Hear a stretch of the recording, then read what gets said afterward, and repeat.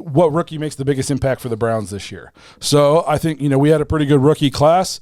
John, since this was your idea, why don't you go first? What rookie do you think makes the biggest impact? Yeah, so this wasn't unanimous, which is why I thought it was a decent topic. For me, it's our kicker, Cade York, and that's because, there's a few reasons. Games are won all the time on last-second kicks, last-second field goals. Or lost. And, right. I think Baker's rookie year was that Oakland game, I think. Or no, it was against the Saints. The Saints, yep. Saints. Against the Saints, we missed 2 extra points and 2 field goals. Yep. And we would have gone over 500 if it were for that. Correct. And we tied the Steelers because we missed, was a field goal, right? Mm-hmm. And so we would have, I think that would have gotten us We got us wild close to card the playoffs. spot. Yeah, or close to a wild card spot. We at least, if we would have beat the Ravens in week 16 or week 17, we would have made the playoffs. Yeah. So kicker is, the importance can't be understated. And our kicker is, I can't even remember our kickers all the time. Like every year we have like a different terrible kicker. I think we've been chasing the memory of Phil Dawson for most of my entire life, my adult life. Outside of quarterback, it's been the number one position the Browns have not been able to fill since they lost Phil Dawson. So I'm going to speculate that Cade York's good. Okay. I think he's going to be good. Everything he's hyped up to be, and if he is, I think he makes the biggest impact because I think we're relying on him to do a lot to win some games for us instead of lose some games for us. It's a huge difference. Especially early. I was going to say he's a day one starter. Yeah. I mean, at a position that scores points. Yeah. There's a lot of positions I'm excited for, like in our rookie class, but I just think that, to me, objectively, this is the biggest impact. If you look at kicking is it's understated, but if you go look at leading scorers for franchises, they're almost all kickers. Yeah. They score a lot of points. Mm-hmm. They do. Which is funny is I almost forgot about Cade York because when John texted this, I said, well, I don't know if we need to talk about that because the answer is David Bell. And he was like, well, I was going to say Cade York. And I was like, oh, dang. I guess we can talk about this. To back your point up, too, I read this crazy tweet, and it was like, Browns have not made over a 50-yard kick since, 2016 or something. I was like, there's no way that can be real. That can't be a real thing. And so I fact-checked it, and Seibert made one. And we literally have, I think there's been one made field goal in the last 5 years that's been over 50 yards. If you want to know about how bad kicking has cost the Browns, Justin and I were at a Monday night Ravens game, and we lined up. John was driving back from Virginia or something, and we were lining up to kick the game-winning field goal. Worst case scenario, it's going to overtime. Correct. Worst case, and it's 55-yarder or something like that. Wrong. And the kicker was Kuhn. Travis Kuhn, I think was his name. Yeah. Yep. And it got blocked, and the Ravens scooped and scored and won with no time on the clock, and the Browns lost. No, my dad called me to do play-by-play at the end of the game. And he's like, all right, we're about to kick a field goal to win the game. I was like, cool. And he calls me right back, and he's just like, hey, you wouldn't believe it, but the Browns actually found a way to lose that game. I joke with people. So I was hungover in the second quarter. We got so trashed before. It was 4 of us. We went up, and second quarter, I'm hungover, entirely too drunk to be out in public. And I remember the game ended, and I've never been so nervous to be in Cleveland at a sporting event. And then our good friend Joe Hamill took, they handed out these dog pound towels, and this dude was celebrating 4 rows in front of us, Ravens fan, threw it, and it went right in the dude's mouth. It was one of the great, and I was laughing, and as soon as it happened, I was like, man, that was awesome. And then I realized we might have to fight these guys. There was towels coming off from the upper deck. People were ripping their jerseys off. It was insane. I've never seen. It was like when Michigan lost to Michigan State on a block punt. It's almost like it was like that. Which was really funny when it happened to them. It wasn't so funny when it happened to the Browns. That was the same game we were at that this Ravens fan was in the urinal in the bathroom taking a leak, and this Browns fan just walked up behind him and Spartan kicked him into the urinal while he was taking a leak. Yep. And I was just like, man, we're a different breed here. Yeah. I would not wear that Ravens jersey in here. No.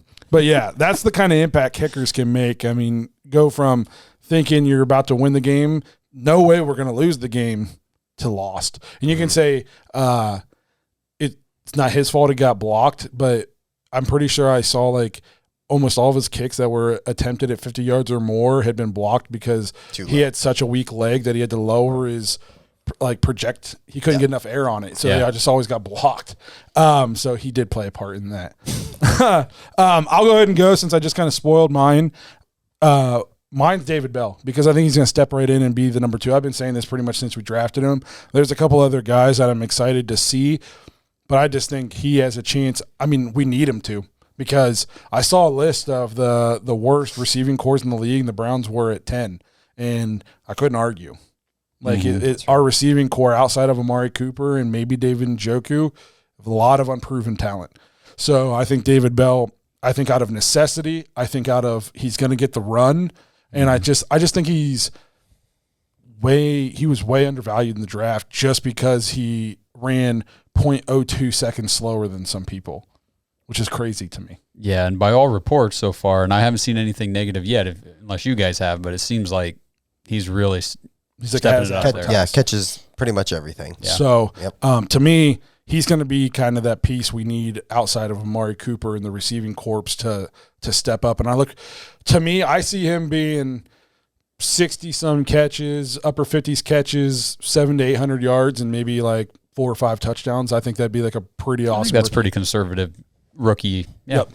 We need that. We haven't had like a second guy. Yeah. I mean, that would have been the leading receiver last year. Absolutely, it would have been. I like the team that we got there in the receiver room because you got Amari Cooper who can play inside outside. He's a great route runner, reliable receiver. DPJ is a big bully on the outside that can stretch the field and play physical, with those cornerbacks. And that leaves David Bell just free to roam. And plus, like you said, you got Njoku out there, another middle of the field kind of big bully guy, which is going to be I think it's going to be a lot of opportunity for David Bell. I agree. What about you, Josh?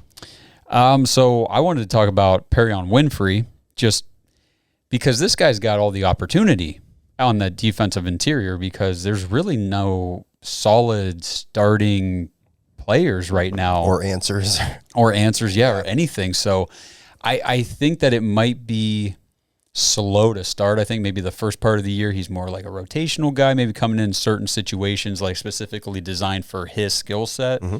Because I know I was doing some reading about like rookie interior defensive linemen, and a lot of times it takes them a little while to get up to speed with how physical and strong the NFL offensive linemen are because it's not the same in college. Right. But I don't know. I think playing for Oklahoma, I think he probably saw some decent offensive linemen here and there, and I think that as long as he puts his effort into it and he really wants to be good, I think that he'll catch on quicker sooner than later. And I say second half of the year, he might be one of the lead guys rotating that interior and making an impact. I like it. I like his energy. Plus, I like that he can get after the quarterback with his speed, and we've got 2 guys on the edge that everybody's got to worry about. Gives him more opportunities. Yes. So I'm going to also take a different guy. I'm going to go with Martin Emerson.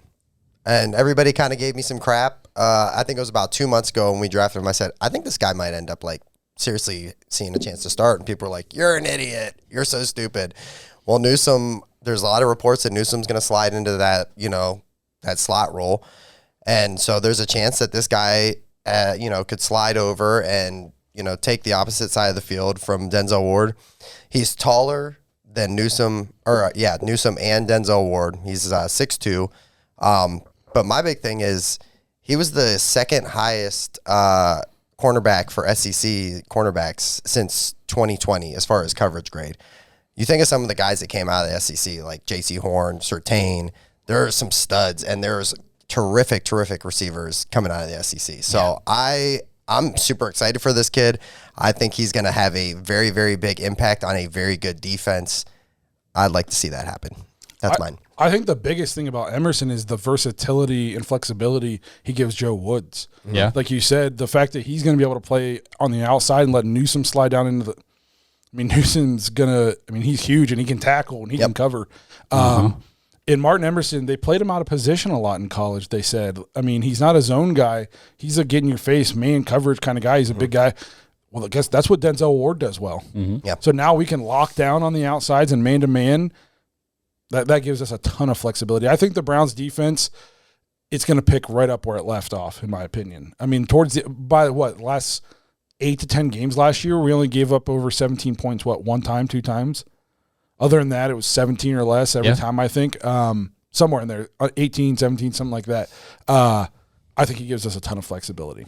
Yeah. So I mean, absolutely. I think the rookie class, considering we didn't have a first-round draft pick and then we traded back in the second, I think we have a lot to look forward to this year. Well, yeah, because whenever you brought this segment up, I was kind of going through the list of rookies. Like, okay, I want to talk about Winfrey, and then it's like you said York, and you obviously Bell, and you said Emerson, and started thinking about these other guys, and you mentioned Alex Wright, and it's like, wow, we had a pretty good draft class so far. I mean, obviously we haven't seen these guys on the field, but on paper, yeah, I'm excited. We got a lot to be excited about. Yeah, I think Alex Wright's going to be an impact guy. I do too. So, yeah, I'm excited to see this rookie class. What's going on, Browns fans? The action never ends at Draftkings Sportsbook, especially this summer. With tons of ways to bet on all your favorite sports, you can fuel your fandom and feel the heat of the season like never before. Plus, right now, DraftKings Sportsbook is giving new customers a risk-free bet up to $1,000. It's a lot of dough. That's right. Make your first bet up to $1,000, and if it doesn't win, you'll get another shot to cash in. You can throw down on all the major action on baseball, golf, MMA, and more. Plus, with same-game parlays, spreads, money lines, over-unders, and props, your betting options never feel endless. Best of all, DraftKings is safe, secure, and reliable. You can deposit and withdraw your cash whenever you want. Download the DraftKings Sportsbook app now. Use promo code TPPN. Make your first deposit and get a risk-free bet up to $1,000. That's promo code TPPN only at DraftKings Sportsbook. Look forward to betting with you soon, and minimum age and eligibility restrictions apply. See show notes for details. God bless.